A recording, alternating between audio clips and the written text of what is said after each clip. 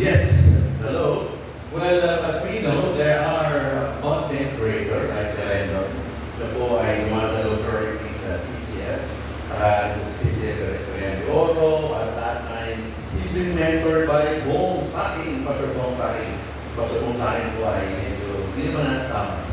Mga once or twice ako nakapagpapala sa CCF. Main, siya ay siyempre Recreante mentor ni Bong Sakin. One of the best pastor ng CCF sa Tagalog worship.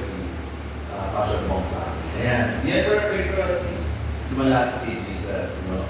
So, next natin. Yan. Siyempre si Manoy, siya yung dakilang parcel boy. Nag-deliver ng alo box. Tapos, nilagay siya. Naalala niya. Tapos, maganda, sila sa mga content creator, comedian, na nakuha or nag-guest sa bubble gum. Sabihin, pag ginas ka ng bubble gum, magaling ka. Tapos, exposure to I think twice. Nakuha siya. Siyempre, may bayad yun at nakakatuwa na. Nagagaling na sa kanya. Siya might be especially sa bubble na. But, maalala natin, ito may kanyang quotation niya. My followers may be falling and my views may be getting fewer and that's okay. My heart's full overflowing with a real joy and peace that the Lord has given. Yun ang kanyang quotation niya. Tatataya naman kasi mamimili na ng viewers at likers. Si Manuel kasi Christian naman siya. Hindi mo lahat kung gusto ang content niya, hindi mo lahat well sa mga religion, sa mga Bible verses, but nevertheless, he's happy and full of joy because, ang buhay niya, in-offer niya sa ating Creator. Thank God. Yan. Next slide, please. At kagaya na sinasabi natin, from a content creator to making their content about their Creator. Yun ang malapit doon. Dati, nagagawa na sila ng content, i-create sila ng content, i-create sila ng content tungkol sa Creator nila. And that's a big twist sa kanilang buhay. That's a black twist ng buhay nila. Sila ay nakapag-offer ng buhay, hindi perfect, kagaya na namin yung nagkaroon na perfect, but still we work in progress. Tandaan ko natin. All of us are work in progress. Next slide, please. So, congratulations sa amin. Sabi nun sa bracelet na ito, hindi natin ng Genesis Millennials. Siguro natin ay pag-millennial yan. Yun yung bracelet na bago yung WWJD, even Iverson and the versus of them, nabasing ko sila. Patok yan ng 90s before 2000. Yung bracelet na WWJD. What would Jesus do? Yes, sila ko yun natin, WWJD.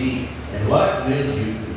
That's the topic for today that we need to take in a few minutes. We're going to do this lesson now. The next slide, please. And praise the Lord.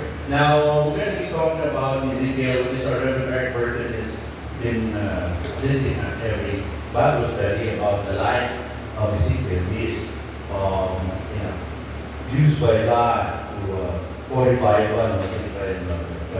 Sa panahon niya, we are the modern Israelite, and modern at the same time.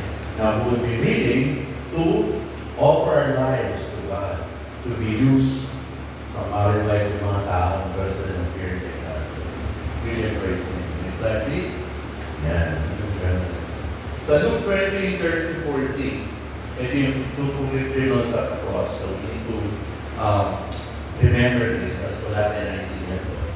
So two others, both criminals, were led out to be executed with him, which is when they came to a place called the skull, they nailed him to the cross, and the criminals were also crucified. One is right and one is left. Jesus said, Father, forgive them, but they don't know what they're doing. The soldiers gambled first blow by dies. Nasa prophecy yan. So, si Jesus Christ, ang Apostles, pagkatapos ng mga araw, may kriminal kalawat kanan. Sabi niya sa 35, the crowd watched and the leaders stopped. He saved others, they said. Let him save himself. Usually, God's Messiah, the chosen one.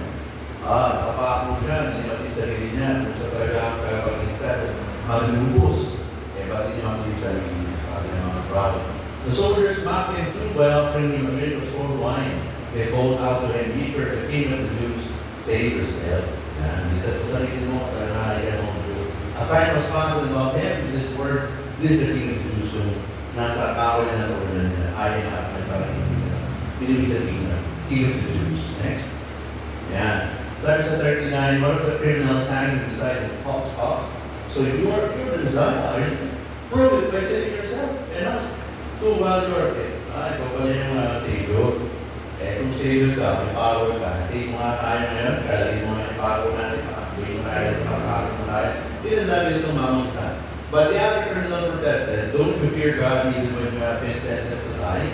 We deserve to die for our crimes, but this man hasn't done anything wrong. Then he said, Jesus, remember me when you come into your kingdom.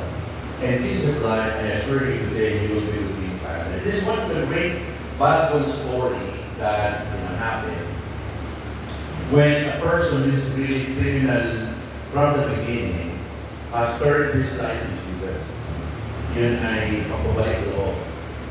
Definitely, kung mga kriminal na to, narinig nila, sigurado ako, about Jesus, na pagaling, na pakain, mga kupong, nag-share the word ni God. Kasi siyempre, Jesus famous. Kaya ang galit sa kanya ang mga Pharisees, mga Bible teachers noon, kasi nakagawa sila ng eksena.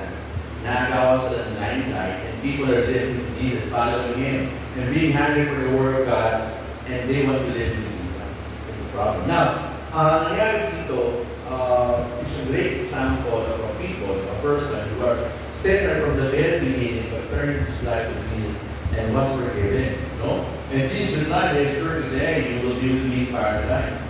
No religions, no sacrifices, no baptisms, no whatever things, no membership sa churches. Wala akong gano'n. Ang kailangan nila ay pagsisi, pagbalik, pagkilala kay Jesus Christ, bilang confess, and then He will enter heaven. Today, He will be with me in paradise. Walang pag-commit ng kasalanan niya, wala nang sinabi what is become a criminal. Then, pag death sentence ng panahon, sabihin ka, wala na pwede. At yan ang nakarusahan ko. Nung pinagkarang mga ito, naisip ko, kaya na lang nakakalitin dito, nakakalitin na dito. Napasin ko po talaga, mapapansin niyo, hindi na pinagawa ni Jesus itong sa akin. Hindi na tinanong ulit, ikaw, tinanong mo ba ulit isip? Gusto mo sumama sa akin ulit, talagang pwede naman, basta gusto mo. Napasin ko lang kasi kung nakatapos na dito, sinama niya na sa paradise, kaya kung hindi niya nagdaligan. Ibig sabihin, ito mga ito, may decision na siya. Ang decision niya, hindi siya naniniwala ng Kristo to, hindi siya naniniwala ng Savior. And Jesus Christ is no in the possession to petition, parang pilitin pa siya na, baka gusto mo maniwala, kaya ka pa. Habang nandito tayo sa krus, di ba tayo pa tayo?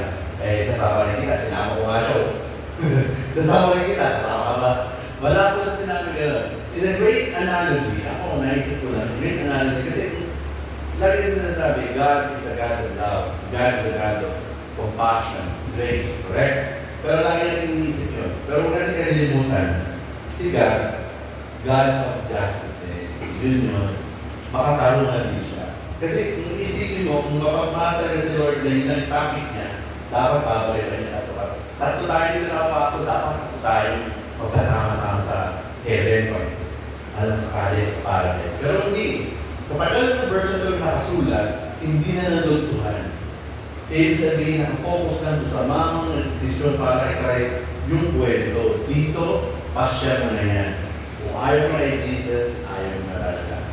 But you will be given a door open, but God will not push you to enter in. And that's Christianity all over the world, all over the generations now. Kung bata pa ang Kristiyano, pag-invite, pag-evangelism, ako, naranasan mga bata ko ibigay ng pamphlet. Yung libre, no? God bless po, pagtingin mo, natapon. Alala ko, church namin sa Balacan natin, nag-pray ko niya mamigay ng mga libre, may Bible verse, may Bible lesson, yung mga pamphlet, bigyan na rin kayo. No? Bibigay mo kung sila tapon, makikita mo nakalagay sa kasada, parang lulukot ka, bibigay ko tinapon. Kaya, minsan, hindi mo effective ko ba yung mamigay ng gift na ngayon, hindi na talaga.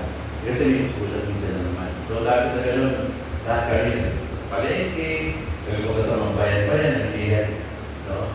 Para mapag-share na gospel. There's a lot of things, but people have their own decision in mind. They will follow Jesus.